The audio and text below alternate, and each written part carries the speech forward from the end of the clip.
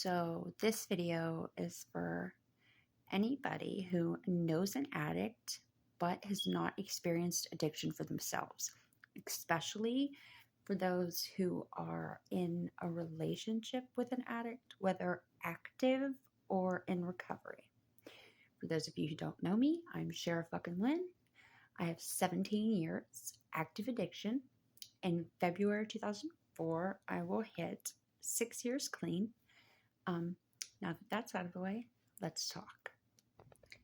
In my opinion and experience, one of the worst things that you can do for an addict is expect them to get or stay clean for your relationship. There is so much more to addiction than just getting through withdrawal. People like to say it's not a disease, but I think those people think that when we say it's a disease, they think we mean like a disease like cancer is a disease, right?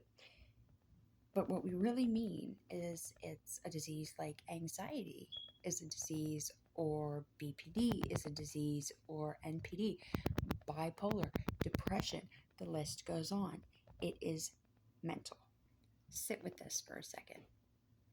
How would you feel if somebody asked you to get over your anxiety because of the way it's affecting your relationship? You'd probably begin to harbor a lot of resentment for that person because it's not how it fucking works.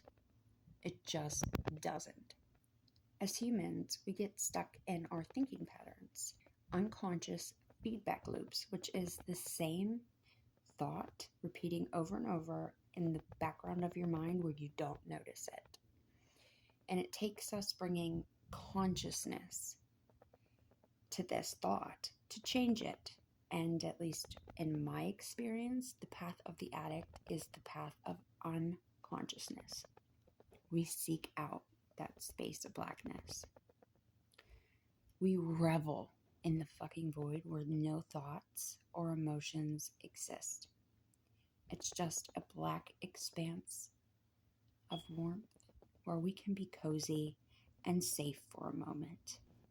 It's a place where we can take a break from that feedback loop of self-hatred and scheming and just be at peace.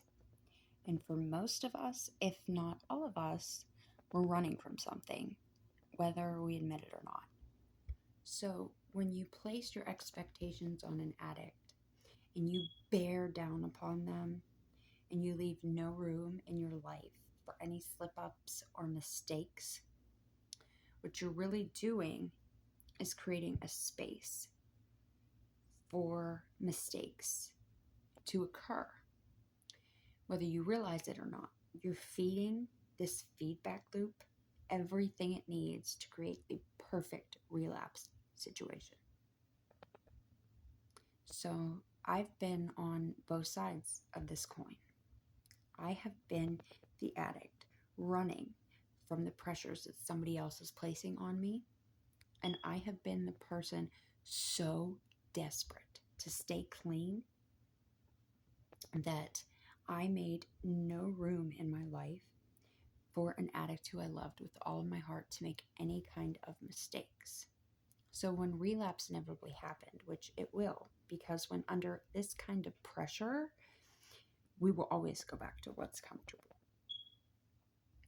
My hatred and rage for this relapse grew so big, and I projected it so heavily upon him that it just pushed it further along down that path. Because he was running from me. And because I was expecting him to fuck up anyway, he figured, why even bother? Like, why even bother trying? Which, been there too, right? So don't get me wrong here.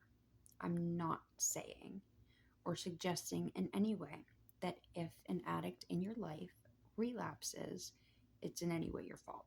Because it's not. An addict is an addict. An addict is a human. And And in our humanity, we make our own personal choices. We live individual lives from one point of consciousness. I'm merely saying that expectations have consequences, and that sometimes, in order for us to grow as human beings, we need to be able to take a step back from our laser sharp focus on the situation and ask ourselves, how have I played a part in this?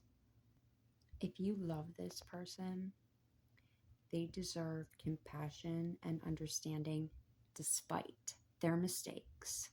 Isn't that what you'd want if your BPD pushed you into a major emotional meltdown? Except with an addict, it does begin with a choice. And except with an addict, there are physical withdrawal symptoms you have to think about here, that the likes of which you've never experienced and you never want to. So let's love our addicts instead of pushing them further into the void, because recovery is possible, but it's never going to happen if you do not give your loved ones the space in which they can possibly mess up. Okay? If you give an addict who actually genuinely wants to get clean the space in which they can be themselves, not to be confused with enabling, we're talking a safe space here in which they can be who they are from moment to moment, no matter who that is, the good, the bad, and the ugly. You give them that space and you watch how they fucking flourish. I promise you. So, guys, the lesson here, be kind to your addicts because they're humans. Some of us, myself especially, completely lose our humanity in addiction, but we're still humans, and I promise you, we most likely hate ourselves for what we're doing, and we've just kind of turned off that conscious. That makes sense? So that we can live with what we're doing. I hope this taught you something. Have a good day and lead with your heart.